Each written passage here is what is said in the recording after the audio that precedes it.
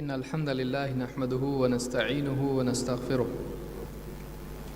ونعوذ بالله من شرور أنفسنا ومن سيئات أعمالنا من يهده الله فلا مضل له ومن يضلل فلا هادي له وأشهد أن لا إله إلا الله وحده لا شريك له وأشهد أن محمدا عبده ورسوله أما بعد فإن خير الحديث كتاب الله وخير الهدي هدي محمد صلى الله عليه وعلى آله وسلم وشر الأمور محدثاتها وكل محدثة بدعة وكل بدعة ضلالة وكل ضلالة في النار.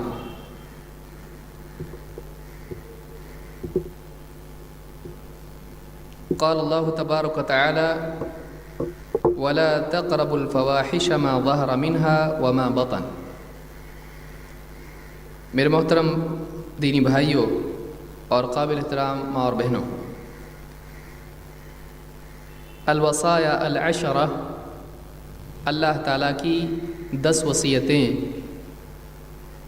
10 باتیں جنہیں اللہ رب العالمین نے تاکید کے ساتھ قرآن کریم کی ان 3 آیتوں میں بیان کیا ہے۔ اس کی تفسیر پچھلے درس میں بھی ہم نے دیکھی، اور آخری بات جو ہم نے دیکھی تھی وہ یہ تھی کہ اللہ تعالیٰ نے اولاد کے قتل سے منع کیا ہے۔ پہلی چیز اللہ نے شرک کو حرام کیا، دوسری چیز ماں باپ کے ساتھ بدسلوکی کو حرام کیا، اور تیسری چیز ماں باپ کے بعد اولاد کے قتل کو اللہ تعالیٰ نے حرام کیا ہے۔ اب اس کے بعد ہم چوتھی چیز دیکھیں گے جو سماج کے لیے بگاڑ اور بربادی کا سبب ہے، اور وہ زنا اور بے حیائی ہے۔ ایک انسان کی جان ہے جس کی حفاظت ضروری ہے، اور جس کو تلف کرنا، جس کو ضائع کرنا بندوں کے لیے حرام ہے، لیکن جان کے ساتھ ساتھ عزت بھی ایک قیمتی چیز ہے، بلکہ عزت انسان کے لیے بہت قیمتی چیز ہے، اور زنا انسان کی عزت کو خراب کرتی ہے۔ لہٰذا اللہ رب العالمین نے قرآن کریم میں زنا اور زنا تک لے جانے والے تمام اعمال کو منع کیا ہے، حرام کیا ہے۔ اللہ تعالیٰ قرآن کریم میں فرماتا ہے وَلَا تَقْرَبُوا الْفَوَاحِشَ مَا ظَهَرَ مِنْهَا وَمَا بَطَنَ، اور بے حیائی کے قریب بھی مت جانا۔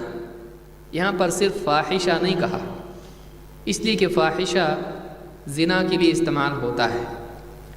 یہاں پر اللہ رب العالمین نے جمع کا لفظ استعمال کیا ہے، جس سے معلوم ہوتا ہے کہ صرف ایک برائی کی بات نہیں ہو رہی ہے، بلکہ کئی برائیوں کی بات ہو رہی ہے۔ اور بے حیائی کی تمام قسمیں یہاں پر شامل کی گئیں تفصیل ذکر کر کے۔ اول تو اللہ تعالیٰ نے فرمایا وَلَا تَقْرَبُوا الْفَوَاحِشَ، 3 باتیں اس میں ہم دیکھیں گے۔ وَلَا تَقْرَبُوا الْفَوَاحِشَ، یہاں پر فواحش کا لفظ استعمال کیا گیا ہے، جو عربی زبان میں فاحشہ کی جمع ہے۔ فاحشہ بے حیائی کو کہتے ہیں، اور اللہ تعالیٰ نے فرمایا کہ بے حیائی کے قریب بھی مت جاؤ، یعنی بے حیائی کی تمام صورتیں ان کے قریب مت جاؤ۔ اور اللہ تعالیٰ نے اس کا وصف بھی بیان کیا ما ظہر منہا وما بطن، بے حیائی کی تمام شکلوں میں سے جو چیزیں ظاہر ہیں ان کے بھی قریب مت جاؤ، اور جو چھپی ہوئی ہیں ان کے بھی قریب مت جاؤ۔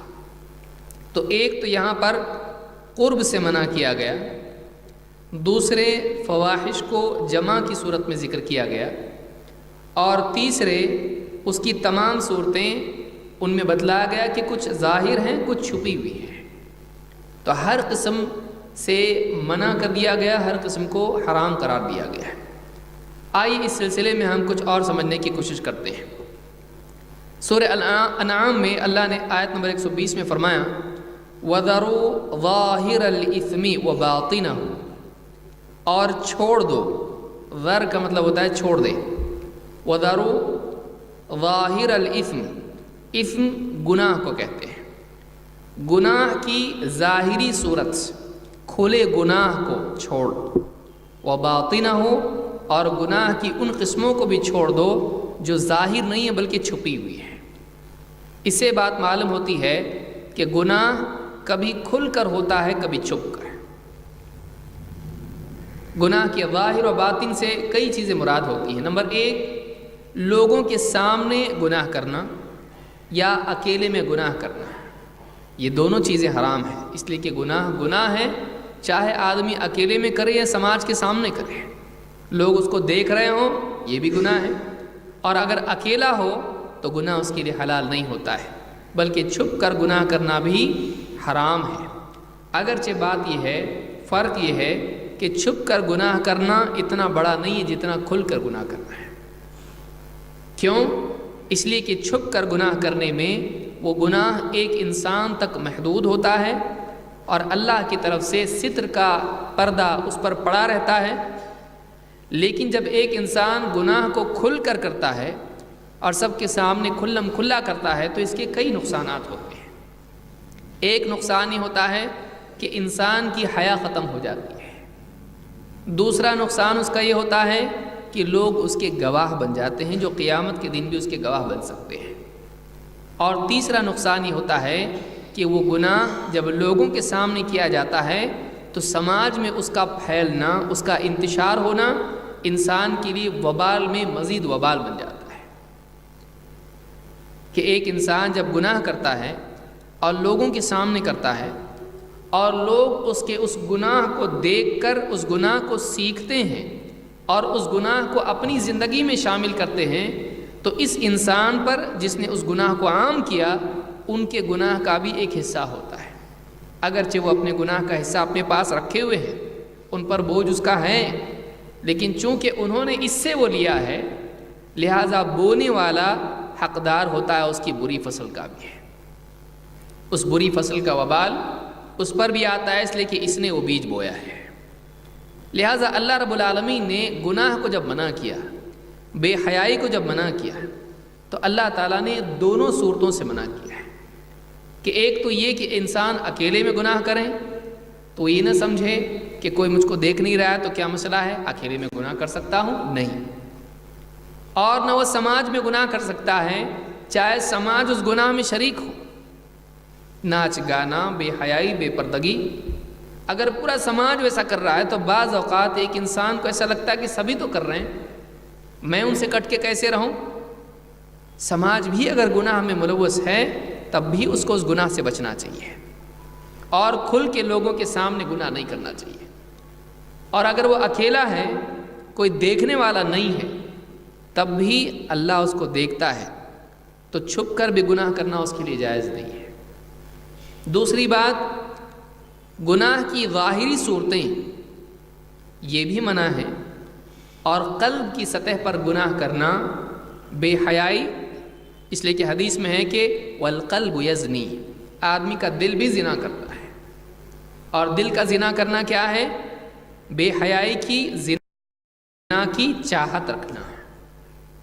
آدمی کی نگاہ اس سے زنا ہوتا ہے، زبان سے زنا ہوتا ہے، ہاتھ سے زنا ہوتا ہے، دل سے تمنا ہوتی وہ زنا ہوتا ہے، اور اس کی تصدیق انسان واقعی عملی طور پر زنا کا جب ارتکاب کرتا ہے تو اس میں تمام ہو جاتا ہے۔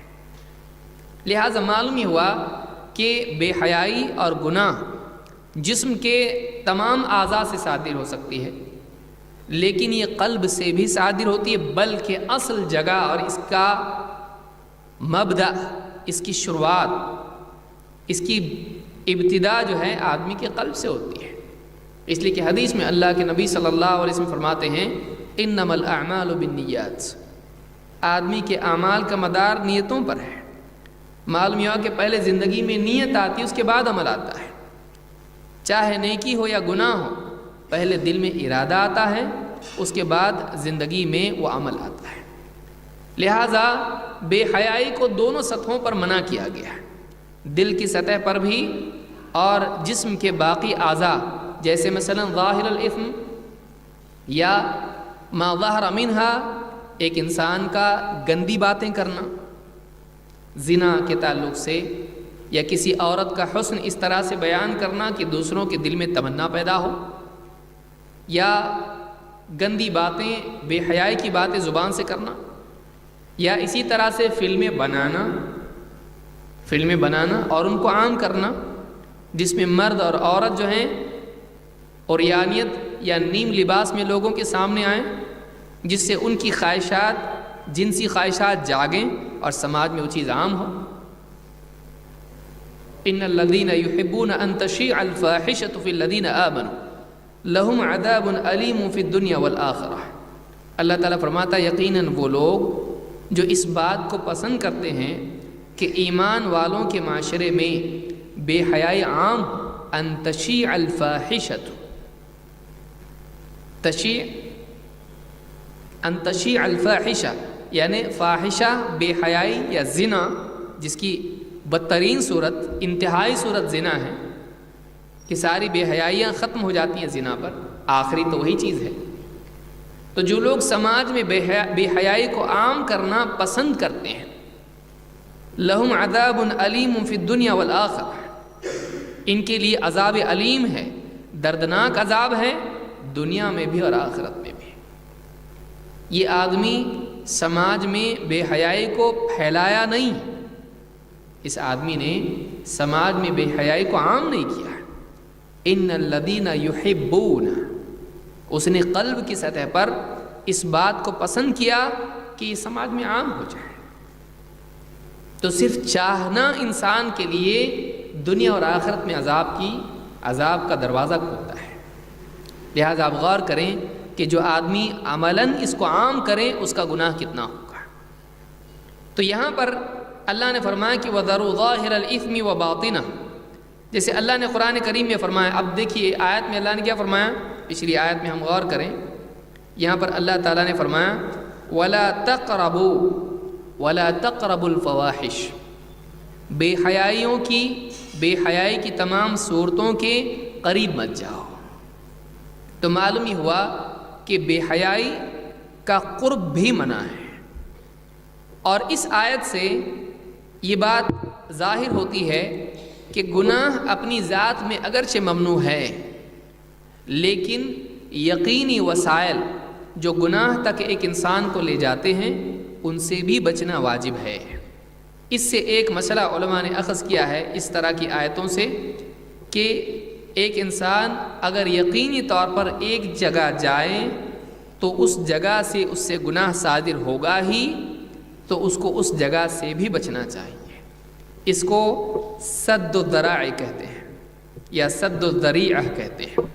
سد کے معنی ہے ختم کرنا، روکنا، رکاوٹ بننا، اور ذریعہ کا مطلب ہوتا ہے جو چیز اس کے لیے سبب بنے، مینس بنے۔ مثلا ہم کہیں گے کہ اگر ایک آدمی ایک گاڑی میں بیٹھے تو گاڑی کھائی ہی میں جاتی ہے، تو اس آدمی کو کیا کہا جائے گا، گاڑی میں مت بیٹھ، اس لیے کہ گاڑی میں بیٹھنا کھائی میں گرنا ہے۔ تو یقینی طور پر ایک گناہ کا اگر یقینی سبب ہے تو آدمی کو چاہیے کہ اس سبب سے بھی بچے تاکہ اس گناہ سے بچ جائے۔ لہٰذا آپ دیکھیں مثال کے طور پر الیکٹرک کا پول ہے اور پاور ہاؤس سے وہ کنیکٹڈ ہے۔ اب وہ جو کرنٹ ہے وہ کیبل کے ذریعے، وائر کے ذریعے سے اس پول پر ہے اور اس کا وائر نیچے زمین پر گرا ہوا ہے، اس کو آدمی چھوتا نہیں ہے۔ کیوں؟ اس لیے کہ اس کا کنیکشن اس سے ہے، یقینی طور پر اس کو چھونے سے آدمی کو کرنٹ لگے گا، شاک لگے گا، مر بھی سکتا ہے۔ لہٰذا وہ چیزیں جو انسان کو برائی تک لے جاتی ہیں، ہلاکت تک لے جاتی ہیں، آدمی دنیا میں ان سے بچتا ہے۔ اخلاقی اعتبار سے بھی آدمی کو ان چیزوں سے بچنا چاہیے جو اس کے کردار کو بگاڑتی ہے۔ اسی لیے اللہ تعالیٰ نے فرمایا وَلَا تَقْرَبُوا الزِّنَا، آپ دیکھیے وہی بات اللہ نے یہاں پر فرمائی، وَلَا تَقْرَبُوا الْفَوَاحِشَ، اس میں عموم ہے اور اس میں جمع ہے، پلورل ہے۔ بے حیائی کی تمام صورتیں ان کے قریب مت جاؤ۔ یہاں پر صراحت کے ساتھ اللہ نے فرمایا وَلَا تَقْرَبُوا الزِّنَا، زنا کے قریب مت جا۔ یہ نہیں کہا زنا مت کر، زنا مت کر، زنا نہ کرنا اللہ کا حکم ہے، زنا حرام ہے، لیکن یہاں پر کہا جا رہا ہے زنا کے قریب بھی مت جا، اس لیے کہ قرب وقوع کا سبب ہے۔ انسان کا کسی گناہ سے قرب اس گناہ میں وقوع کا سبب ہے، واقع ہونے کا سبب ہے، نزدیک جانے سے آدمی واقع ہوگا۔ آپ جانتے ہیں کہ مثلاً آپ زو میں گئے، آپ کا چھوٹا بچہ ہے، شیر ہے، جنگلی جانور ہے، پنجرے میں ہے، آپ کو کیا کہا جائے گا؟ آپ اپنے بچے سے کیا کہیں گے؟ زیادہ نزدیک مت جاؤ۔ اگر آپ کا بچہ ہاتھ ڈالنے لگے پنجرے میں، آپ کھینچ لیں گے، پنجرے کی جالی بھی اس کو پکڑنے نہیں دیں گے۔ کیوں؟ ممکن ہے جانور آ کے اس کا ہاتھ دبوچ لے، لپک لے جائے، چبا جائے۔ تو انسان کو جو ہے فینس ہوتی ہے، اس کے بھی بعد ایک فینس ہوتی ہے۔ کیوں؟ تاکہ آدمی اس میں واقع نہ ہو۔ راستوں میں آپ دیکھیں گے بڑے بڑے گھاٹ ہوتے ہیں، ان میں کھائیاں ہوتی ہیں، اس کے آس پاس جو ہیں فینسنگ ہوتی ہے تاکہ آدمی اس میں واقع نہ ہو۔ لہٰذا قرب جو ہے، جہاں وقوع کا سبب ہوتا ہے وہاں پر آدمی کو قرب بھی حرام ہو جاتا ہے۔ اس آیت سے بات معلوم ہوتی ہے کہ انسان کو نہ صرف گناہ سے بلکہ گناہ کے یقینی وسائل سے بھی بچنا چاہیے۔ اسی لیے اللہ نے کیا فرمایا؟ وَلَا تَقْرَبُوا الزِّنَا، زنا کے قریب مت جاؤ۔ کیوں؟ اِنَّهُ كَانَ فَاحِشَةً۔ دیکھیے اب زنا کو کیا کیا گیا؟ فاحشہ سے جوڑا گیا۔ زنا فاحشہ کی ایک صورت ہے، وہ صرف ایک چیز نہیں ہے۔ فاحشہ صرف ایک نہیں ہے، کئی صورتیں ہیں فحش کی۔ زبان سے بھی آدمی فحش بات بول سکتا ہے، آدمی نگاہوں سے بھی فحش چیز دیکھ سکتا ہے۔ عریانیت خود ایک بے حیائی ہے، ننگا پن۔ تو یہ ساری چیزیں فواحش کی قسمیں ہیں، جن میں سے ایک قسم جو کہ آخری چیز ہے جس کے بعد اب کچھ بچتا نہیں ہے، انسان کی خواہش کی تسکین ہو جاتی ہے اور بربادی ہو جاتی ہے، تو وہ آخری صورت ہے، آخری اسٹیشن ہے وہ۔ اللہ نے فرمایا وَلَا تَقْرَبُوا الزِّنَا، زنا کے قریب مت جاؤ، زنا کے قریب مت جاؤ۔ اِنَّهُ كَانَ فَاحِشَةً، یقیناً زنا بے حیائی ہے، بے شرمی ہے۔ وَسَاءَ سَبِيلًا، اور بہت برا راستہ ہے۔ اس میں کئی باتیں بیان کی گئیں۔ نمبر ایک، یہ بتلایا گیا کہ زنا کے قریب بھی نہ جائیں، یعنی ایسی چیزوں کے قریب یا ایسی چیزوں میں نہ جائیں جو انسان کو اس کے جذبات کو حرکت دے کر اس کو زنا تک لے جائے۔ دو، زنا کے بارے میں کہا گیا کہ بے حیائی ہے، اور کہا گیا اور برا راستہ ہے۔ راستہ، ایک انسان جب زنا میں واقع ہوتا ہے وہ رکتا نہیں ہے۔ راستہ کیا ہوتا ہے رکنے کے لیے؟ چلنے کے لیے۔ زنا کے بارے میں کہا گیا وَسَاءَ سَبِيلًا، یہ ایک بہت برا راستہ ہے کہ زنا میں جب ایک آدمی واقع ہوتا ہے تو اس انسان کی شرم ختم ہو جاتی ہے، اس انسان کا احساس جرم ختم ہو جاتا ہے، اگر سے اس کو احساس ہوتا ہے، لیکن ارتکاب سے جو ایک باندھ اس کے اور درمیان میں گناہ کے تھا، وہ باندھ اور وہ آڑ ختم ہو جاتی ہے۔ اس لیے کہ ایک مرتبہ گناہ کرنا پھر انسان کے لیے اگلے گناہ میں اتنی رکاوٹ نہیں ہوتا ہے جیسے پہلے تھا۔ ایک ارتکاب، ایک مرتبہ کا اس میں واقع ہونا انسان کے لیے اگلی مرتبہ واقع ہونے کا راستہ ہموار کرتا ہے۔ ایک قدم آدمی چلتا ہے، اگلا قدم آسان ہو جاتا ہے۔ اسی طرح سے زنا میں ایک بار اگر آدمی واقع ہو، ایک بار آدمی واقع ہو، وہ آدمی کے لیے اور راستہ ہموار کرتا چلا جاتا ہے، اور اس میں انسان کی زندگی میں یہ چیز آتی ہے۔ دوسری چیز یہاں پر اشارہ اس طرف بھی ہو سکتا ہے، اِنَّهُ كَانَ فَاحِشَةً وَسَاءَ سَبِيلًا، کہ زنا کے قریب جانا انسان کے لیے زنا کا راستہ ہموار کرتا ہے۔ اور دونوں پر یہ چیز صادق ہو سکتی ہے کہ قرب زنا انسان کے لیے زنا کا راستہ ہموار کرتا ہے، اور زنا ایک بہت ہی برا راستہ ہے کہ اس راستے پر چلنے والا آدمی برائی اور بربادی میں چلا جاتا ہے۔ لہٰذا اس آیت سے بات معلوم ہوئی کہ زنا سے بچنا تو ضروری ہے ہی، لیکن زنا کے ساتھ ساتھ زنا کے اسباب سے بھی بچنا ضروری ہے۔ زنا کی برائی کیا ہے اور بے حیائی کی برائی کیا ہے؟ اللہ کے نبی صلی اللہ علیہ وسلم فرماتے ہیں لم تظہر الفاحشۃ فی قوم قط حتی یعلنوا بها الا فشا فیہم الطاعون والاوجاع التي لم تكن مضت في اسلافهم الذين مضوا. دو باتیں یہاں بیان ہوئی. نمبر 1 لم تظہر الفاحشہ، فاحشہ زنا اور بے حیائی کی تمام صورتیں، لیکن یہاں پر خصوصاً زنا مراد ہے. جب بھی کسی قوم میں بے حیائی عام ہوتی ہے، وہ بے حیائی جو زنا تک لے جائے یا خود زنا، حتی یعلنوا بہا، یہاں تک کہ ان کا یہ حال ہو جائے کہ وہ علانیہ طور پر اس جرم کا ارتکاب کرنے لگے، علانیہ زنا کرنے لگے. الا فشا فیہم الطاعون، تو ان میں اللہ تعالیٰ طاعون کی بیماری ڈال دیتا ہے اور طاعون کی بیماری عام ہو جاتی ہے. فشا کا مطلب ہوتا ہے فشا یفشو، راز فاش کرنا جس کو آپ کہتے ہیں، تو فشا کا مطلب ہوتا ہے عام ہونا. تو اس قوم کے اندر اللہ کی طرف سے پہلی سزا آتی ہے کہ اس میں طاعون کی بیماری آتی ہے. جس قوم میں زنا عام ہوتا ہے، اتنا عام کہ لوگ علانیہ زنا کا ارتکاب کرنے لگے ہیں. تو پھر زنا کی دونوں صورتیں، ایک تو ہے کہ آدمی چھپ کے بے حیائی کرے اور زنا کاری کرے، لوگوں کو معلوم نہیں. دوسری یہ کہ اتنا زیادہ معاشرہ بگڑ جائے کہ لوگوں میں شرم ختم ہو جائے اور وہ علانیہ طور پر بدکاری کرنے لگے اور سماج میں اس کو برا نہیں سمجھا جانے لگے. یہ دور وہ ہے.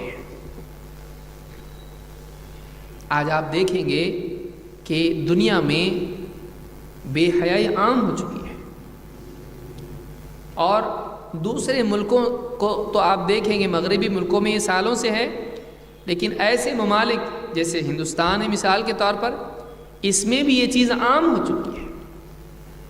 ایک زمانہ تھا کہ ایک آدمی جو زنا کرتا تھا، زنا کے اڈوں پر جاتا تھا، اس کو بدکار سمجھا جاتا تھا اور ان عورتوں کو بدکار سمجھا جاتا تھا. یہ بھی برا، وہ لوگ بھی برے ہیں. اور سماج میں یہ لوگ جو ہے اچھوت کی طرح سمجھے جاتے تھے کہ یہ برا آدمی ہے اور وہ بری عورت ہے.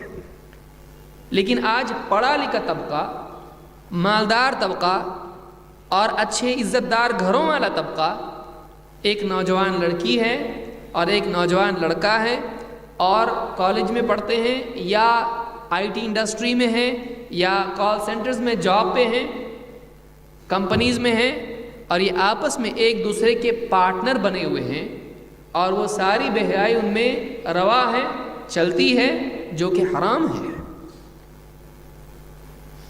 اور سماج میں اس چیز کو سمجھا جا رہا ہے کہ جب دونوں ایک دوسرے سے محبت کرتے ہیں تو کیا مسئلہ ہے، جب دونوں راضی ہیں تو کیا مسئلہ ہے. نکاح سے پہلے بعد میں جا کے نکاح کریں گے، نکاح سے پہلے ایک دوسرے کو سمجھ لیں تو کیا مسئلہ ہے.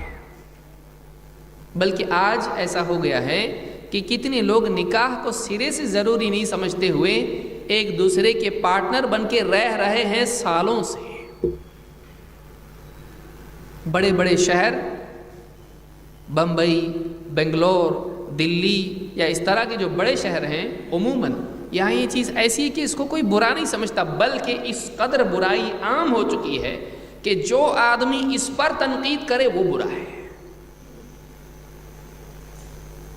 پہلے زمانے میں مذہبی سطح پر ہو یا قانونی سطح پر ہو، مرد اور مرد کا بے حیائی کرنا، بدکاری کرنا، عورت اور عورت کا بدکاری کرنا برا سمجھا جاتا تھا، عیب تھا. آج یہ حال ہو گیا ہے کہ اس کو عیب سمجھنا عیب ہے، بلکہ اس کو عیب سمجھنا جرم ہو چکا ہے. یہ چیز آج ہمارے معاشرے کے اندر کئی ملکوں میں قانونی حیثیت اختیار کر چکی ہے. یہ لیگل ہے. ایک آدمی کا آدمی سے نکاح کرنا، اپنی خواہش پوری کرنا، عورت کا عورت سے اپنی خواہش پوری کرنا، یہ لیگل ہو چکا ہے. کوئی اس کو صحیح کہے، ہم اس کو غلط کہتے ہیں. کیوں غلط کہتے ہیں؟ ہم کو اپنا اوپینین رکھنے کا حق ہے. ہم کو اپنا اوپینین رکھنے کا حق ہے. ایک چیز کو ہم غلط سمجھتے غلط بولیں گے. اگر کسی کو ہماری رائے غلط تو اس اس کی اپنی رائے ہے بھائی. دنیا میں کوئی آدمی حقدار ہے اس کو کسی چیز کو صحیح سمجھے کسی کو غلط. ہم کو غلط لگتا ہے. لہٰذا اس طرح کی جتنی چیزیں ہیں آج آپ دیکھیے سماج کے اندر یہ عام ہوتا جا رہا ہے. سماج کے اندر یہ عام ہوتا جا رہا ہے اور اس کی برائی سنگینی بڑھتی جا رہی ہے ایک وجہ سے, میڈیا. میڈیا کی وجہ سے وہ چیز جو کسی ایک ملک میں گندگی ہے, میڈیا کی وجہ سے وہ آپ کے گھر میں بھی آ سکتی ہے. آپ گھر پہ بیٹھ رہے ہیں, نیوز دیکھ رہے ہیں, نیوز کے درمیان کوئی ایڈورٹیزمنٹ آ گیا ننگے پن کی. حتیٰ کہ بعض ایسی چیزوں کی بھی ایڈورٹیزمنٹ ہے جو بچوں کے سامنے نہیں بتا سکتے, لیکن کوئی اس کے لیے کوئی ترتیب نہیں ہے. بلکہ بات یہاں تک پہنچ چکی ہے بچوں کو معلوم ہو تو کیا ہوا, سیکس ایجوکیشن ہونا چاہیے ان کو. آج یہاں ہم پہنچ گئے ہیں کہ کھلم کھلا وہ چیزیں جو ایک عمر تک بچوں سے چھپی رہنا چاہیے تاکہ وہ ایکسپیریمنٹیشن نہ کریں اور زندگیاں خراب نہ ہوں, لیکن چونکہ ان کے یہاں جنسی تعلقات برے نہیں ہیں تو پہلے ہو یا بعد میں مسئلہ کیا ہے. آج معاشرہ یہاں تک پہنچ چکا ہے کہ ماں باپ بچے فلم ساتھ میں دیکھ رہے ہیں اور فلموں کے اندر وہ ساری چیزیں سامنے آ رہی ہیں, مرد اور عورت کے تعلقات. تو اب کسی کو اس کا احساس نہیں. آپ سوچئے کہ احساس اس کا نہ ہونا یہ زیادہ بڑا جرم ہے. وہ خود تو جرم ہے, احساس جرم کا ختم ہونا یہ بڑا جرم ہے, یہ جرم سے بڑا ہے. اس لیے کہ جرم کے بعد احساس جرم جرم میں معنی بن جاتا ہے. یاد رکھیں میری بات کو, جرم کے بعد گناہ کے بعد احساس گناہ, گناہ کا احساس ہونا, ندامت ہونا گناہ میں رکاوٹ بنتا ہے. آئندہ آدمی نہیں کرے گا. کیوں؟ اس لیے کہ پچھتاوا اس کو ہو رہا ہے. پچھتاوا ریپیٹیشن کو روکتا ہے. لیکن جب ایک انسان کے اندر سے احساس جرم ختم ہو جائے, گناہ کا احساس اس کا ختم ہو جائے, تو پھر اب اس کے اندر تکرار پیدا ہوتی ہے, یعنی وہ ریپیٹ ہوتا ہے, کیونکہ اس کے اندر اب ندامت نہیں ہے. اس لیے کہ گناہ میں لذت ہوتی ہے اور لذت پر یا تو ندامت غالب آئے گی یا پھر ندامت پر لذت غالب آئے گی. دو میں سے ایک ہوگا, گناہ کی لذت اور گناہ کی ندامت. ندامت پچھتاوا, افسوس, ریگریٹ. اگر انسان کی ندامت گناہ کی لذت پر غالب آ جائے تو آدمی گناہ سے رکتا ہے. گناہ کی ندامت لذت پر غالب آئے گناہ سے رکتا ہے, اور اگر لذت ندامت پر غالب آئے تو پھر سے گناہ کرنے کے امکانات باقی رہتے ہیں. آپ غور کریں کہ لڑنے کے لیے ندامت ہی نہیں ہے. گناہ سے لڑنے کے لیے انسان کے اندر افسوس اور پچھتاوا ہی ختم ہو جائے, بلکہ وہ سمجھے برا کیا ہے, اس کے لیے کیا رکاوٹ ہو سکتی ہے. اور برائی کی تکرار چاہے وہ عملی سطح پر ہو یا سماجی سطح پر ہو, برائی کی تکرار چاہے وہ اپنی زندگی میں ہو یا سماج میں دیکھتے دیکھتے دیکھتے ریپیٹ ہو رہا ہے, انسان کے اندر سے جرم کی قباحت کا احساس ختم ہو جاتا ہے.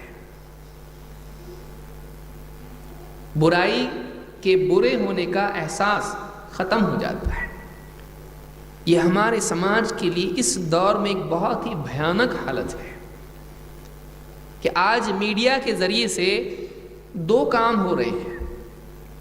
نہ صرف گناہ اور بے حیائی کو عام کیا جا رہا ہے, بلکہ انسان کے اندر سے اس چیز کے برے ہونے کا احساس بھی نکالا جا رہا ہے. یہ زیادہ خطرناک ہے اگلی نسلوں کے لیے.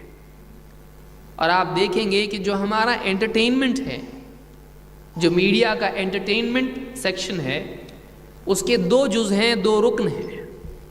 ایک مار کاٹ مار دھاڑ, وائلنس جس کو آپ کہیں گے, اور دوسرے بے حیائی. جو کہ سماج کے لیے دونوں برائیاں ہیں۔ اسی لیے آپ دیکھیں گے اللہ نے پچھلے اس میں کہا کہ اولاد کو قتل مت کرو، اور آگے بھی آئے گا، ایک خصوص اور عموم دونوں اس میں ہے۔ تو قتل کو بھی اللہ نے ذکر کیا، اور دوسری طور پر زنا کو اللہ نے منع کیا، اور یہ سماج کے لیے دونوں ناسور ہیں، یہ کینسر ہے سماج کے لیے۔ اس لیے کہ انسان کی جان اور اس کی عزت، اس کے علاوہ اس کے پاس بچتا کیا؟ مال بچتا ہے جو آگے آئے گا۔ اس کی جان، اس کا مال، اس کی عزت، اگر یہ تینوں چیزیں برباد ہو جائیں تو بتائیے سماج کی بقا اور سماج کے لیے حفاظت کیسے ہو سکتی ہے؟ لہٰذا زنا کے بارے میں اللہ کے نبی صلی اللہ علیہ وسلم فرماتے ہیں کہ جس قوم میں بے حیائی یعنی زنا عام ہوتی ہے، اس میں اللہ تعالیٰ طاعون کی بیماری ڈال دیتا ہے۔ اور آپ دیکھیں گے گجرات کی مثال آپ دیکھیے، جب وہاں پر پلیگ آیا، اس پلیگ کے لیے لوگوں کے پاس ہاسپٹلز میں اور جو بھی گورنمنٹ کے ادارے ہیں ان کے پاس دوائی نہیں تھی۔ زیادہ لوگوں کے ہلاک ہونے کی وجہ کیا ہے؟ دوائیاں تھی نہیں۔ کیوں؟ اداروں نے کہا کہ یہ بیماری ختم ہو چکی ہے، اس کے لیے ہم لوگ پریپیئرڈ ہی نہیں تھے، اس کے لیے ہم لوگ تیار نہیں تھے۔ آج سے میں سمجھتا ہوں 5-6 سال پہلے، کچھ سالوں پہلے یا 10 سال پہلے، مجھ کو یاد نہیں، لیکن کچھ سالوں پہلے یہ بیماری ہندوستان میں آئی، اور اس وقت میں علاج نہ کرنے کی اور بہت سارے لوگوں کی یعنی موت آنے کی وجہ کیا تھی؟ لوگوں نے کہا کہ ہماری تیاری نہیں تھی اس کے لیے، ہمارے پاس اس کے لیے میڈیسن نہیں تھی۔ کیوں؟ اس لیے کہ ہم یہ سمجھتے تھے بیماری ختم ہو چکی ہے، اب واپس کیسے آئے گی؟ لیکن دیکھیے واپس آ سکتی ہے۔ حدیث کیا بتلا رہی ہے؟ بے حیائی جب معاشرے میں عام ہوگی، زنا جب عام ہوگی، تو پھر کیا ہوگا؟ طاعون اس میں عام ہوگا۔ اور والاوجاع التي لم تكن مضت في اسلافهم الذين مضوا، ان کے باپ دادا جو گزرے ہیں، ان کے اسلاف جو گزرے ہیں، انہوں نے ایسی بیماریاں نہیں دیکھی ہوں گی، ایسی نئی بیماریاں اللہ دے گا۔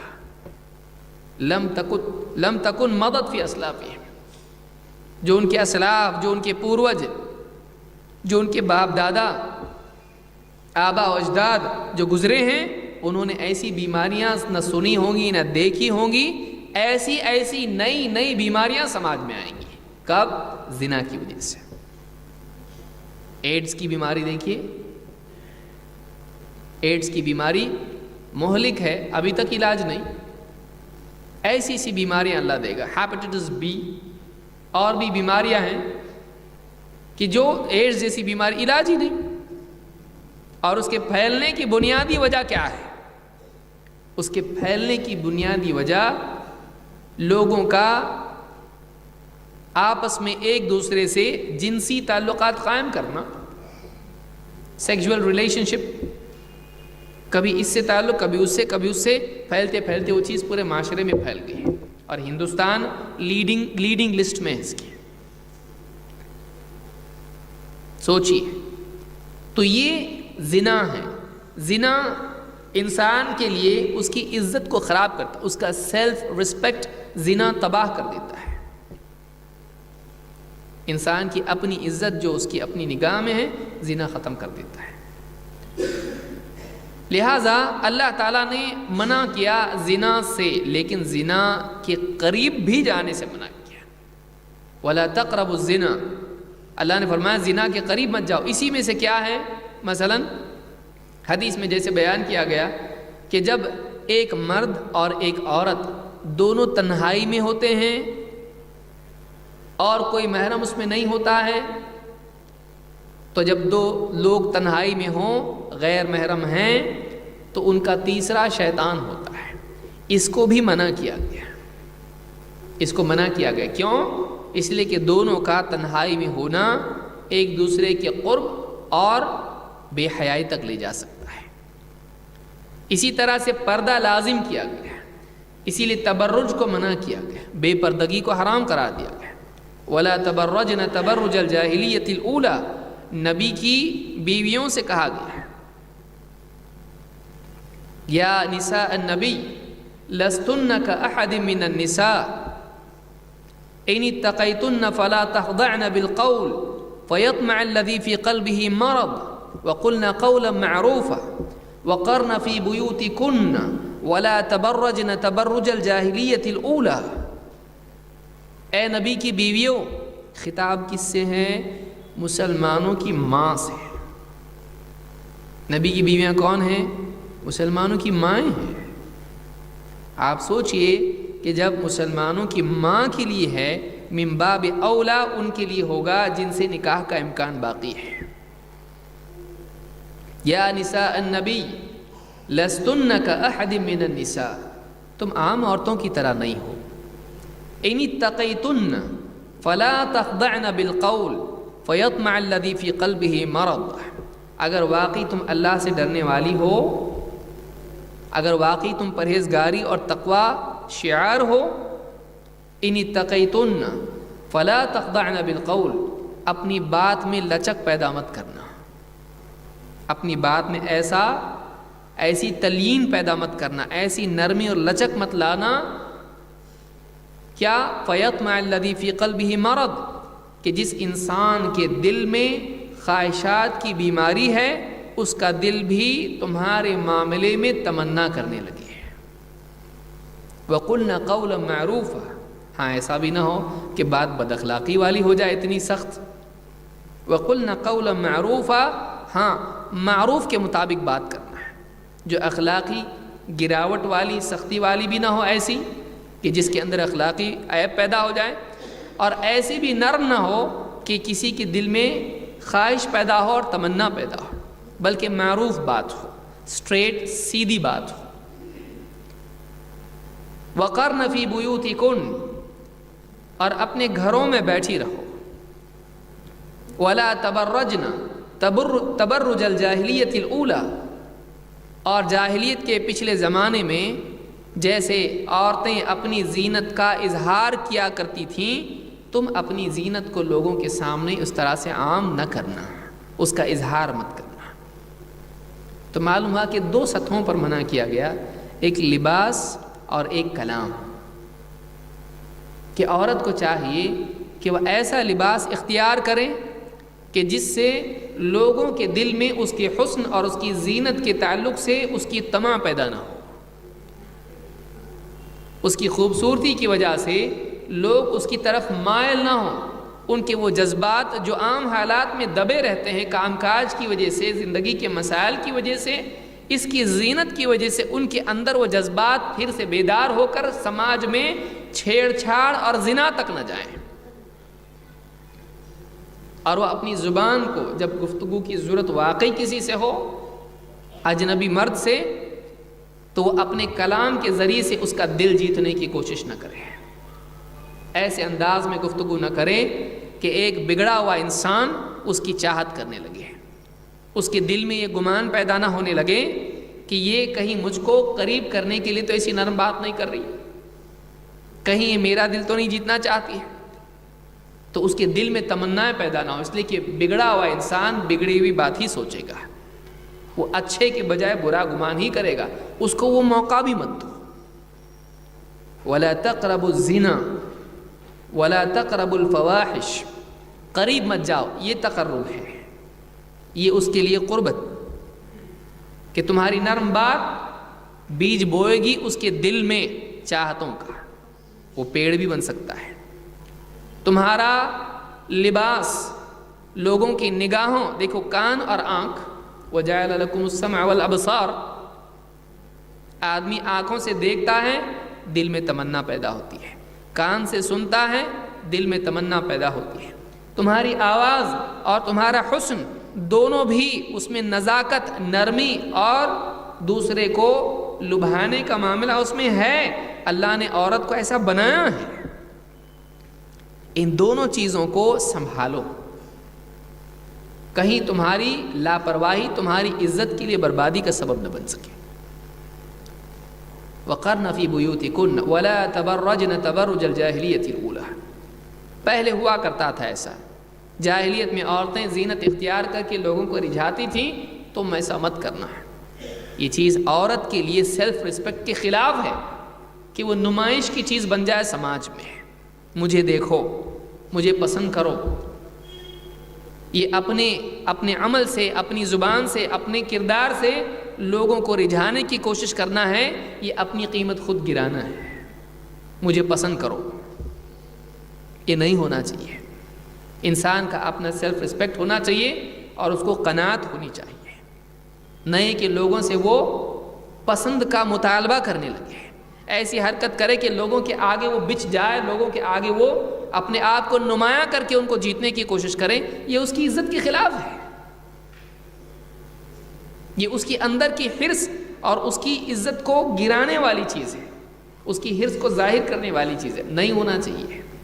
عورت ایسی گری پڑی چیز نہیں ہے کہ مجھے پسند کرو کا نعرہ وہ لگائے اپنے عمل سے، اس کو چاہیے کہ اپنی زینت کو محفوظ رکھے، اس کی زینت کی حفاظت کے ذریعے سے، اپنی زینت کو چھپانے سے وہ اپنی عزت کو بچاتی ہے۔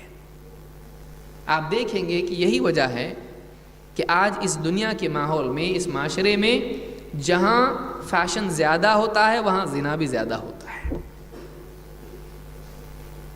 سماج میں درندے ہمیشہ موجود رہیں گے، سماج میں ایسے لوگ ہمیشہ موجود رہیں گے جو عورتوں کی عزت خراب کرنے کے لیے اپنی طاقت اور اپنی چال بازی کو استعمال کریں گے، کبھی فیس بک کے ذریعے سے، کبھی انٹرنیٹ کے ذریعے سے۔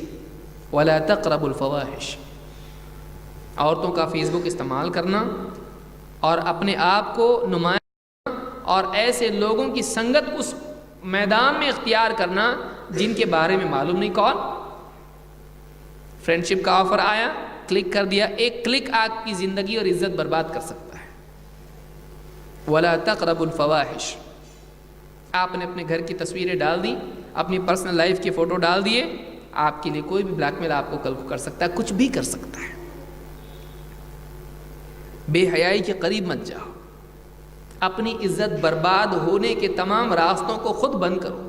جو انسان اپنی عزت کی خود حفاظت نہیں کر سکتا، دوسرے سے توقع کرنا بے وقوفی ہے۔ عورت کمزور ہے، اس کی حفاظت پردے میں ہے، اس کی کمزوری ہی کے سبب پردہ ہے، کیونکہ ایسی سچویشن آ جائے کہ سامنے والا سوار ہو چکا ہے شہوت کے گھوڑے پر اور وہ چاہتا ہے اپنی تسکین نفس کی کرے، اب ایسے وقت میں اگر وہ عورت پہ غلبے کی کوشش کرے، عورت کچھ نہیں کر سکتی۔ لیکن اگر عورت اپنی عزت کو بچا کے رکھے، اپنے حسن کو چھپا کے رکھے، سامنے والا جو بھی درندہ ہے اس کی وہ جذبات بھڑکانے کا سبب نہیں بنے گا۔ لہٰذا عورت کی حفاظت خود اس کے پردے میں ہے، یہ اس کے لیے قید خانہ نہیں ہے، یہ اس کے لیے حفاظت خانہ ہے۔ دیکھنے کا نظریہ اور زاویہ بدل جائے، چیزوں کی تعبیر بدل جاتی ہے۔ پردہ عورت کے لیے حفاظت ہے، پردہ عورت کے لیے حفاظت ہے۔ آج دیکھیے ایک عورتیں گاڑیوں پہ سواری پہ، بائکس پہ جا رہی ہیں، سروں کو لپیٹے ہوئے ہیں، کیوں بھائی؟ میرے سن لائٹ سے تکلیف ہوتی ہے۔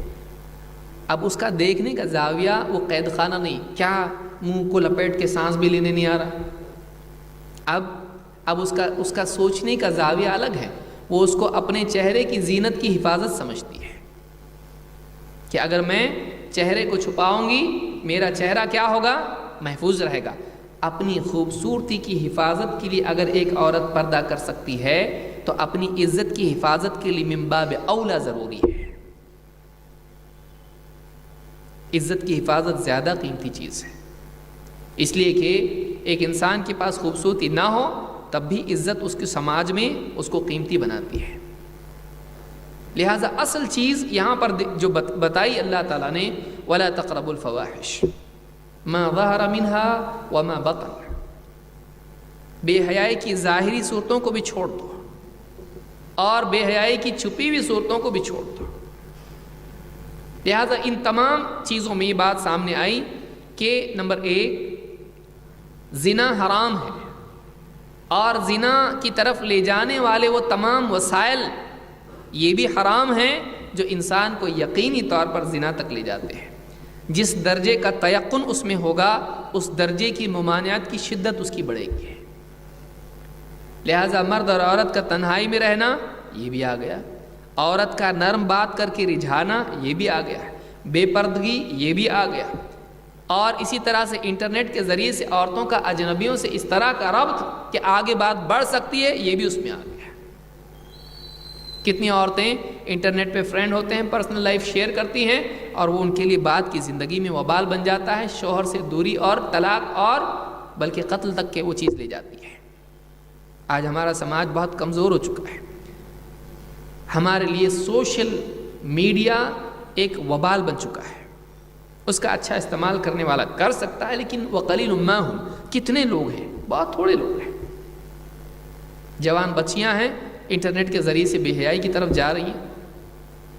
جوان بچے ہیں، پڑھائی کم کر رہے ہیں، اس میں زیادہ مصروف ہیں۔ تو یہ بے حیائی کی تمام صورتیں ان سے بچنا چاہیے۔ سماج کو خراب اخلاقی طور پر بگاڑنے والی چیز بے حیائی ہے، جس کی انتہا زنا ہے، جس کے بعد انسان کی عزت نہیں بچتی ہے، زندگیاں برباد ہو جاتی ہیں۔ نمبر 5، یہ چوتھی چیز ہم نے دیکھی بے حیائی، اور جس میں خصوصاً زنا ہے۔ نمبر 5، ناحق قتل ہے۔ ناحق قتل ہے۔ اللہ نے فرمایا وَلَا تَقْتُلُوا النَّفْسَ الَّتِي حَرَّمَ اللَّهُ إِلَّا بِالْحَقِّ ذَلِكُمْ وَصَّاكُمْ بِهِ لَعَلَّكُمْ تَعْقِلُونَ۔ وَلَا تَقْتُلُوا، اور قتل مت کرو، النفس، جان کو، الَّتِي حَرَّمَ اللَّهُ، جس کو اللہ نے قتل کرنا حرام قرار دیا ہے، ہاں مگر حق کے ساتھ۔ ناحق کسی کو قتل مت کرو، جس کا قتل اللہ نے حرام کیا ہے اس کو ناحق قتل مت کرو۔ تو اللہ رب العالمین نے یہاں پر ایک قاعدہ بتلایا کہ قتل کرنا انسان کے لیے جائز نہیں، ہاں بعض صورتوں میں جائز ہے، بعض صورتوں میں جائز بلکہ واجب ہے۔ مثلا سادہ مثال، مرڈر حرام ہے، جان لینا منع ہے، لیکن کسی ملک کا دوسرے ملک سے جنگ ہو جاتی، کیا کرتے ہیں؟ دشمن کو قتل کیا جاتا ہے۔ وہاں اس ملک کی عدالت، اس ملک کی عوام، اس ملک کی حکومت، سب اس کو نہ صرف یہ کہ صحیح مانتے ہیں بلکہ مانتے کہ ہونا چاہیے ایسا، دشمن کو قتل کرو، یہ سبھی مانتے ہیں۔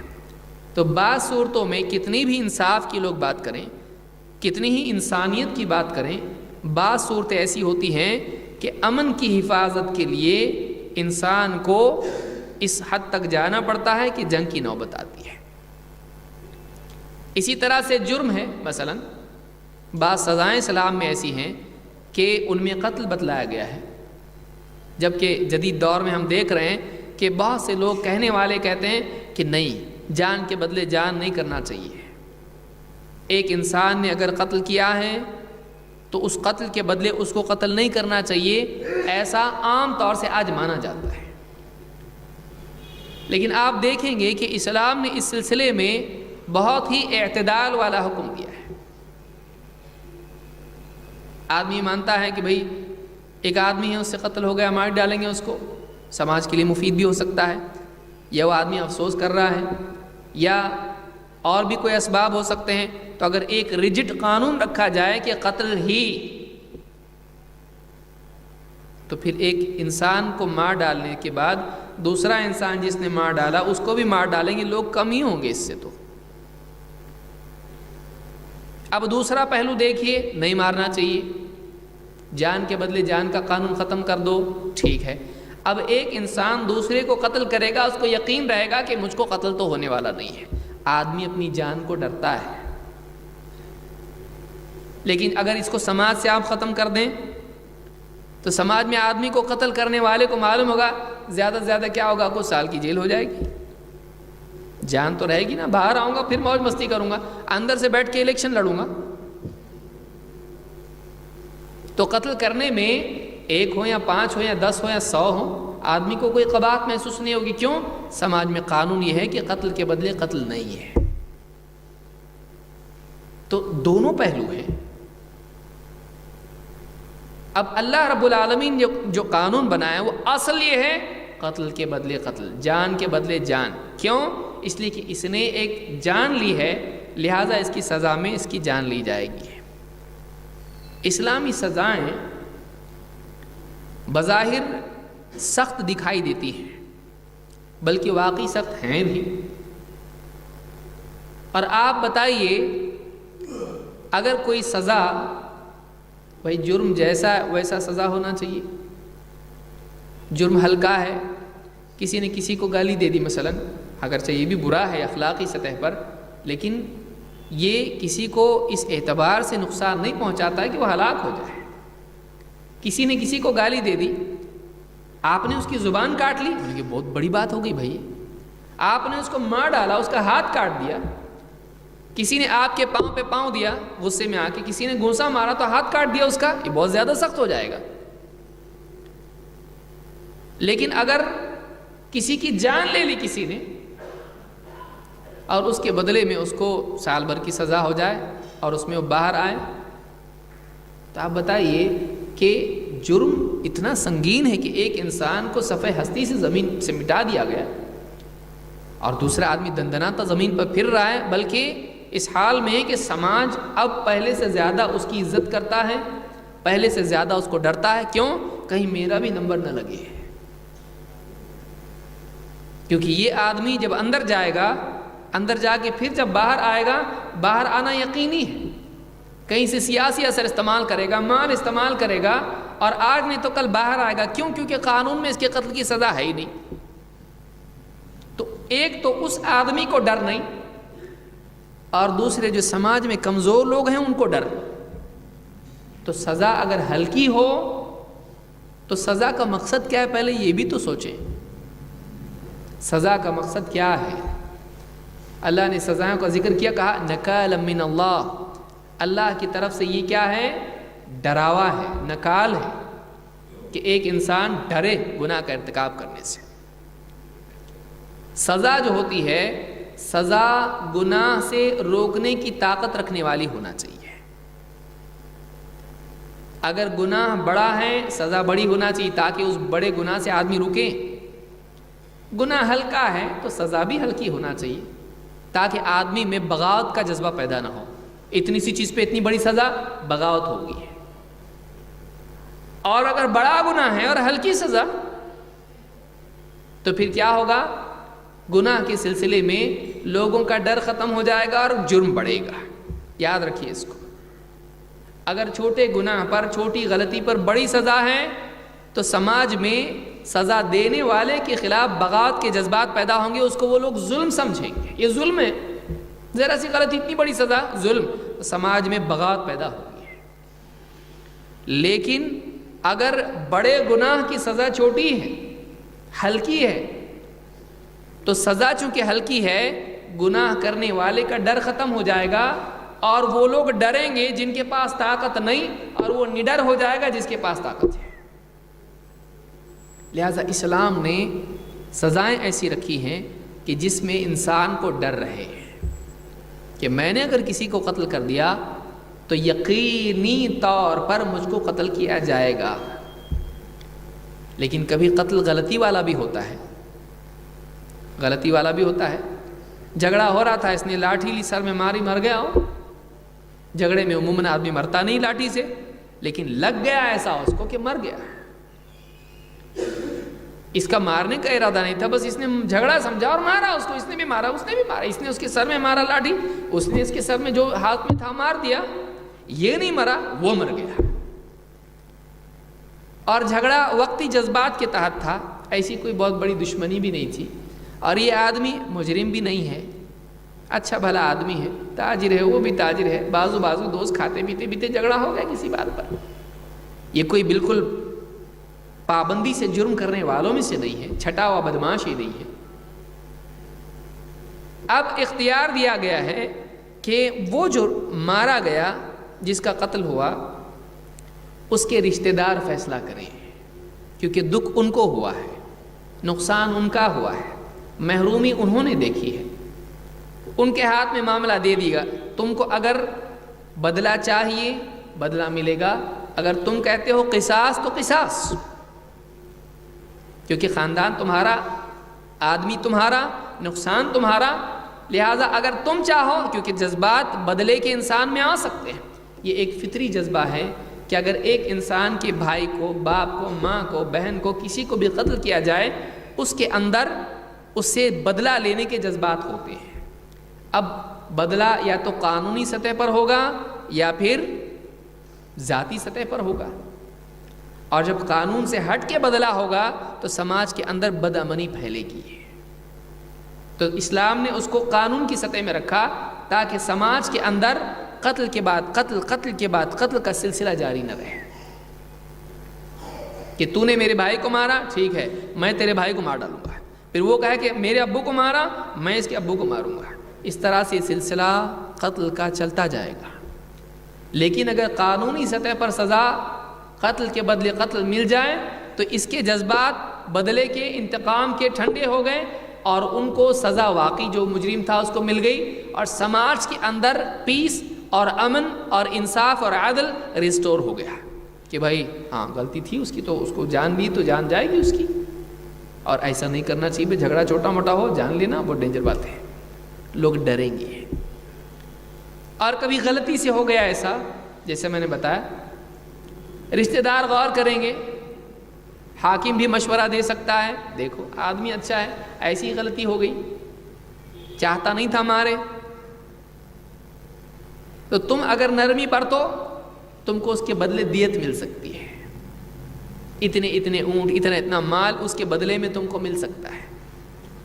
تو تمہارا نقصان اگر ہوا ہے، ایسے بھی نہیں چھوڑیں گے، ٹھیک ہے کچھ اس سے بھرپائی لیں گے، ہرجانہ لیں گے، جرمانہ لیں گے، دیت اس سے لیں گے۔ اگر رشتہ دار راضی تو مطلب ان کے جذبات ٹھنڈے ہو گئے۔ اگر یہ لوگ کہتے ہیں ٹھیک ہے ہم لوگ معاف کر دیے اس کو، پیسہ بھی نہیں چاہیے، تمہاری مرضی، معاف اگر کر دیا مسئلہ ختم۔ جیسے اللہ کے نبی صلی اللہ علیہ وسلم نے اپنے رشتہ داروں کا خون معاف کر دیا تھا فتح مکہ کے وقت میں، آپ نے معاف کر دیا تھا حجۃ الوداع میں، آپ نے کہا سب سے پہلے میں خون معاف کرتا ہوں اپنے خاندان کا۔ قبائلی جنگیں اس زمانے میں ہوا کرتی تھی، ایک قبیلہ دوسرے پہ حملہ کیا، اس نے اس کے بھائی کو، دوست کو، اس کو مار ڈالا، اب یہ قبیلے والے یاد رکھتے تھے اس نے ہمارے فلاں کو مارا، میں اس کے فلاں کو ماروں گا، اور یہ سلسلہ جاری رہتا تھا۔ اسلام نے بتلایا قانونی سطح پر اگر انصاف اور عدل مل جاتا ہے مسئلہ ختم، اور اگر تم چاہو تم معاف کر سکتے ہو، تمہاری مرضی، اگر وہ معاف کر دیں مسئلہ ختم۔ تو آپ دیکھیں گے کتنا اعتدال ہے کہ ڈر بھی باقی ہے سزا کا قتل کے، اور ایک راستہ بھی باقی ہے اگر کسی کو واقعی قیمتی آدمی ہے، مان لیجئے بہت بڑا سائنسداں ہے، بہت بڑا آدمی ہے، ملک کے لیے اچھے فائدے والا آدمی ہے، اور قتل ہو گیا اس سے، غصے میں آ کے مار ڈالا کسی کو، تو اب ایسی صورت میں صلاح مشورہ دیا جا سکتا ہے، گھر چھوڑ دو اس کو، دیت لے لو، سماج کا فائدہ ہوگا، یہی آدمی جس نے اتنی ساری ترقی ملک کی ہے، اگر ٹھیک ہے ہم نے چھوڑ دیا، یہ سلاٹ باقی ہے، یہ نہیں کہ قانون ہے کہ مار ہی ڈالا جائے گا اس کو، نہیں، وہ بھی باقی، یہ بھی ہے وہ بھی ہے۔ اس کو کہتے ہیں اعتدال، کہ سماج میں قتل کا ڈر بھی باقی رہے، اور اگر کچھ اس طرح کی غلطی سے ہو جائے اس کے لیے ایگزٹ بھی باقی رہے، یہ اسلامی قانون ہے۔ آپ دیکھیں گے کہ کچھ کیسز ایسے ہوئے، اور زنا کے اکثر کیسز میں قتل بھی ہوتا ہے، دیکھیے زنا کے بعد قتل آ رہا، پھر زنا کے بعد آپ کتنے کیسز بتائیے کہ جب کسی کی عزت برباد کی جاتی ہے، کسی عورت کی، کسی خاتون کی، کسی بچی کی، اس کے بعد ثبوت کو ختم کرنے کے لیے اس کو قتل بھی کرنا پڑتا ہے۔ تو زنا کے بعد قتل عموماً آتا ہے جب بالجبر ہو، تو اگر جبر کے ساتھ زبردستی کا زنا ہو تو اس کے بعد قتل کے چانسز بڑھ جاتے ہیں۔ اب آپ دیکھیے، ایک تو عزت اس کی خراب کی گئی، دوسرے اس کو قتل کیا گیا۔ کیا گھر والوں کے جذبات ٹھہرتے ہیں کہ جو ہوا چھوڑ دو، 2 سال 1 سال جیل میں چلا جائے، ہماری بچی کی عزت لوٹی گئی، اس کے کپڑے اتارے گئے، اس کے ساتھ زنا کیا گیا، اس کو پتھر سر پہ مار کے قتل کیا گیا، جنگل میں اس کو اسی طرح سے برہنہ پھینکا گیا، ان کا دل مانتا ہے چھوڑ دیں؟ نہیں۔ لیکن جب قانونی طور پر ایک مجرم کو سزا ملتی ہے تو خاندان کے جذبات جو بدلے کے تھے ان کو تسکین ملتی ہے، انصاف ملا. اور سماج میں بھی ایک ڈر ہوتا ہے کہ اگر کسی کی عزت اس طرح سے خراب کی گئی اور کسی کی جان لی گئی، اس کو چھوڑا نہیں جائے گا، سماج اس کو سزا دے گا. اسی لیے جو کیس دلی میں ہوا اور اس کے بعد کچھ کیسز ہوئے، اس وقت قوم کی یا آپ کہیں گے پورے ملک کی غیرت کو للکارا گیا. اس وقت لوگوں کی زبانوں سے نکلا، ایسے جو لوگ ہیں جو ایسا کرتے ہیں کہ چلتی بس میں کسی کی عزت لوٹی گئی اور اس کو جو اتنی سنگینی کے ساتھ گویا کہ قتل کے قریب اس کو کر دیا گیا، ایسے لوگوں کو الگ الگ لوگوں نے اپنی اپنی باتیں کہی. ان کو چوراہے پر کھڑے کر کے ان کو بندوق سے گولیاں مار دینی چاہیے، جب تک مرتے نہیں شوٹ کرنا چاہیے ان کو.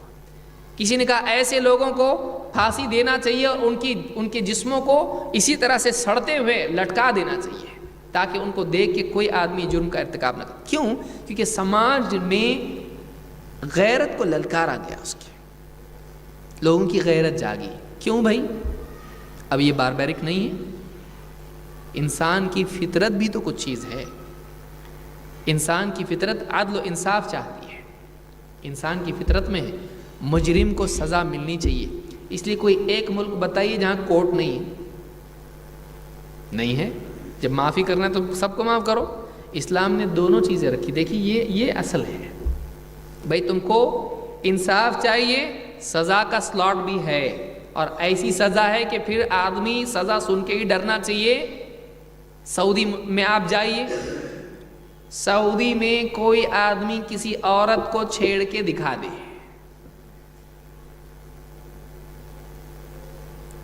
کوئی آدمی ہے اگر اس کو قانون معلوم ہے، وہاں جا کے کوئی عورت بھی اگر اس کے قریب سے گزرے وہ خود بازو ہو جائے گا. بھائی کل کو میرے اوپر کیس کر دی، میں نے دھکا دیا تو میں گیا کام سے. تو قانون جب سخت ہوتا ہے تو لوگ ڈرتے ہیں، قانون جب ڈھیلا ہوتا ہے لوگ جو ہے مضبوط ہو جاتے ہیں گناہ میں. لہذا اسلام میں ہم کو کہا گیا کہ اصل قتل نہیں، جان کی حفاظت. اللہ نے کیا فرمایا کہ تمہارے لیے قصاص میں حیات ہے، وَلَكُمْ فِي الْقِصَاصِ حَيَاتٌ، تمہارے لیے قصاص میں حیات ہے، یعنی قتل کے بدلے قتل کا جو قانون حکومت کی سطح پر ہے اس میں تمہارے لیے زندگی ہے. کیسے زندگی؟ اس لیے ہے کہ جب ایک آدمی نے قتل کیا، اس کو قتل کیا جاتا ہے اس کی سزا میں.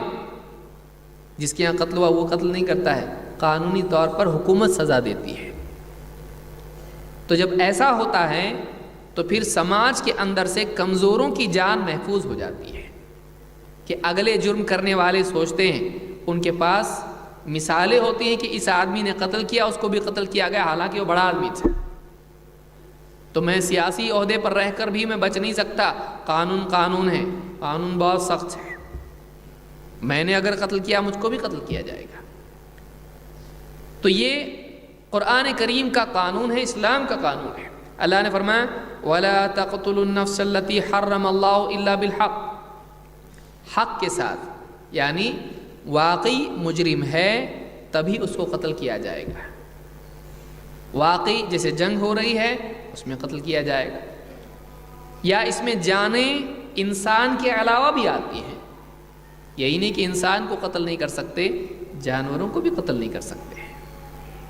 اسلام میں جانور کا قتل کرنا بھی حرام ہے. آپ دیکھیے حدیث میں اللہ کے نبی صلی اللہ علیہ وسلم فرماتے ہیں کہ ایک عورت ہے، اس نے چونٹی قتل کر دی، اس نے بلی کو قتل کر دیا. کیسے؟ وہ بھی ڈائریکٹلی نہیں، انڈائریکٹلی. ڈائریکٹ بھی نہیں ہے، بلی کو قید کر دیا، اور بلی کو قید کرنے کے بعد اس کو کھانا نہیں دیا، پانی نہیں دیا، اور اس کو کھلا بھی نہیں چھوڑا. وہ بلی اسی حال میں مر گئی. اس ایک جرم کی وجہ سے وہ عورت جہنم میں گئی. معلوم ہوا کہ جانور کا قتل کرنا بھی جائز نہیں ہے. لیکن اب کوئی دوسرا آدمی کہے گا پھر بکری بھی قتل کیوں کرتے؟ بقرعید میں تم لوگ بقرعید نام کی کوئی عید اپنی نہیں ہے. بعض لوگوں نے بقر عید کہا. بقر کے معنی ہوتا ہے بیل، تو بقر کا ہو گیا بکری. عید الاضحیٰ ہے وہ، عید الضحیٰ بھی نہیں ہے وہ، عید الاضحیٰ. اس میں جو ذبح کرتے ہیں، یا روزانہ جو مسلمان گوشت کھاتے ہیں، عموماً روزانہ ہی کھاتے ہیں میں سمجھتا ہوں، تو اب لوگ کہتے ہیں پھر یہ بھی قتل کرتے ہو تم لوگ. اللہ نے کیا فرمایا؟ وَلَا تَقْتُلُوا النَّفْسَ الَّتِي حَرَّمَ اللَّهُ إِلَّا بِالْحَقِّ، کہ شکار کے لیے آپ اپنے تیر آزمانے کے لیے جانور کو قتل نہیں کر سکتے. یا نواب صاحب بندوق نہیں لائے تو جنگل میں گئے شکار کرنے کے لیے، کیوں؟ ایڈونچر کا شوق ہے ان کو، جائز نہیں. الا یہ کہ مقصد گوشت کھانا ہو، کہ چلو جنگلی جو ہے بیل یا جو بھی ہے، اب آپ قانونی طور پر بھی دیکھ لیں کہاں تک گنجائش اس کی ہے. لیکن یہ ایک جنرل بات ہے کہ شکار ایک انسان نہیں کر سکتا ہے الا یہ کہ اس شکار سے مقصود گوشت کھانا ہو. صرف تفریح کے لیے، نشانے بازی کے لیے شکار کرنا جائز نہیں. اسی لیے عبداللہ بن عمر رضی اللہ تعالیٰ نے دیکھا بعض نوجوان ہیں وہ مرغی کو باندھ کے تیر کی پریکٹس کر رہے ہیں اس پہ شکار کی. انہوں نے سب کو بھگا دیا اور کہا اللہ کے نبی صلی اللہ علیہ وسلم نے لعنت کی ہے کہ کسی جاندار کو باندھ کر اس کے اوپر تیر اندازی کی پریکٹس کی جائے. جائز نہیں ہے. اسلام میں جان کی قیمت ہے، جان کی قدر ہے، جان کی حفاظت ہے، انسان ہو یا جانور ہو. ہاں لیکن اگر کوئی قتل کرتا ہے تو قتل کے بدلے اس کی سزا ہے. یہ اسلام میں قانون ہے. مزید انشاءاللہ اس کو ہم سمجھنے کی کوشش کریں گے اگلے درس میں. اور اللہ رب العالمین سے دعا ہے کہ ہم کو قرآن کریم اور اس کے معارف اور مطالب اور معانی سمجھنے کی توفیق عطا فرمائیں، اور دین کا علم بنیاد سے حاصل کرنے کی توفیق عطا فرمائیں. اقول هذا واستغفر الله لي ولكم.